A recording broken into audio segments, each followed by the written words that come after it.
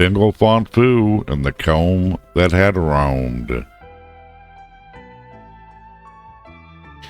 Binglefont Foo, a fuzzy Whazoo, lived right by a tree, deep in a magical forest, happily. He lived in a house, though some called it a stump, with a round little door and a soft mossy hump. A cozy brown home near the base of the tree, where he'd wave every morning to his neighbor, the bee. He kept his own comb in a neat little dome, not honey-filled like the bees, but a hair comb for home. The bee had his hive, and his honey all sweet, but Binglefont's fuzz needed tidying neat. So he placed his comb proudly where fuzz could be tamed, in the house that he loved, and that's where it remained. But one summer day, Binglefont Foo returned to his home, a stump with a view, to find the small door was hanging ajar, and his comb so beloved had wandered afar. "Bee," he cried, gazing high in the tree, "my comb, it's not home. It is gone, do you see?" "Gone," said the bee. "Well, that's quite odd. Combs don't go walking. They've got no legs to abscond." "Yes," said Binglefont, "it should be inside, but it's clearly not. There's no place to hide." So the Whazoo and bee, both earnest and keen, set off to recover what once had been seen. They searched high and low, behind rocks and grass. They checked near the stump, and each critter that passed. They searched all around, but the comb was just gone. It was clearly a mystery they had stumbled upon. "Bee," asked Binglefont, scratching his head, "you sit in that tree. Were any words said?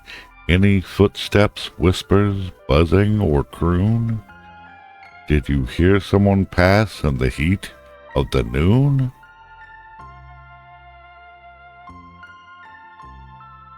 "I do now recall," said the bee with a hum, "a wandering cuckoo did happen to come. It asked about combs and about honey. It seemed quite polite and a little bit funny." "Wandering cuckoo? Oh, that's quite rare. Usually all we get near our tree is a bear." So now they had something, a definite clue. The comb went missing, and a cuckoo came through. But Binglefont paused. He couldn't accuse. He learned from his mother, you think before you choose. "Never assume," she said every night. "When something goes missing, don't start a fight. Look for the truth, be patient, be wise. The facts are your compass, not panic or cries." So Binglefont Foo, being wise for his age, set off on the path with the bee in a rage. Well, the bee buzzed loudly. The Whazoo did not shout, because Binglefont knew what assuming is about.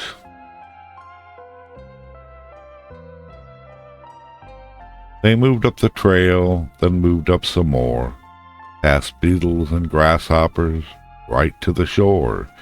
He saw a green feathered Whazat that he knew a bit well, and asked it for directions, and boy did it tell.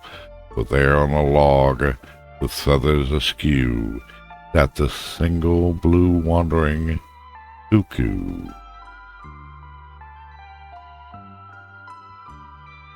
"Good day," said the Whazoo, with a delicate cheer.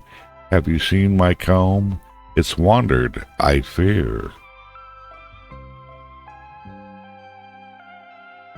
Homes do not roam, said the bird with a chuckling tone. Did you leave it behind with a napkin or pen? On your mat, in your hat, under crumbs on a plate? I misplace things too. It's just part of our fate. No hat and no mat, Binglefont said, polite. I check my whole house. It just isn't right. The bee said you visited earlier today, so I thought I would ask in a courteous way. I did visit the tree, and I greeted this bee, but I saw no house, just a stump next to me. The cuckoo then blinked, gave a chuckle, and flap. Wait, that stump was your house? Oh my, there's the gap. You had me stumped, the cuckoo did cry. I thought you meant a house raised up high. Ha-ha, laughed Binglefont. That joke's a good one. You'd fit in quite well beneath our friendship's sun. The bee, no longer angry, hummed with delight, and all of them smiled, as well as they might. But, said the cuckoo, remembering anew, I did see a bear just waddling through. It passed by the stump with a sniff and a stare. And bears, as we know, are curious about lairs. A bear, gasped Binglefont. That's news I can use. It likely thought every comb came with the honey ooze. Bears aren't that clever, but they are quite bold, and their assumptions, I'm told, can't be controlled. So off he went to the big bear's den and found there a bear. He asked a question right then. The bear just pointed and muttered, back there, round the end. He climbed over some roots and came back again with his comb. Just a little sticky, no worse for the wear. I thought it had honey, confessed the embarrassed bear. It didn't, said Binglefont, but that's okay too. Next time try asking. It's the Whazoo thing to do. Never assume, he added, not at all snide, as he walked off to home with his comb and with a satisfied stride, and the bee buzzed alongside, looking at his friend with generous pride. Back at his stump, in the shade of the tree, he polished the comb and sipped honey with bee. He placed it in its dome and gave it a nod, a fuzzy whazoo with a clean comb, not at all odd. You're there when I need you, though I don't today, it's true. Tomorrow, when my fuzz is unkempt again, I'll be counting upon you.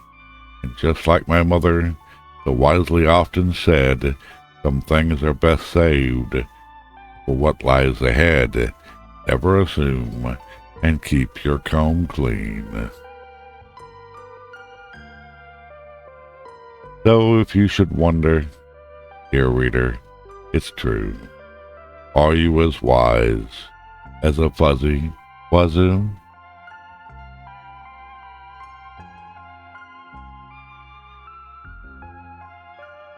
Afterward.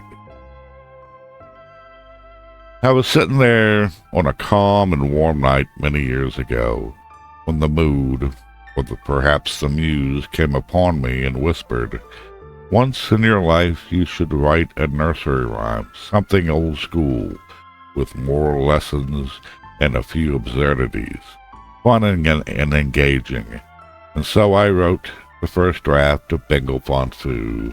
Then I tucked it away, thinking, one day I'll finish this, maybe even add pictures.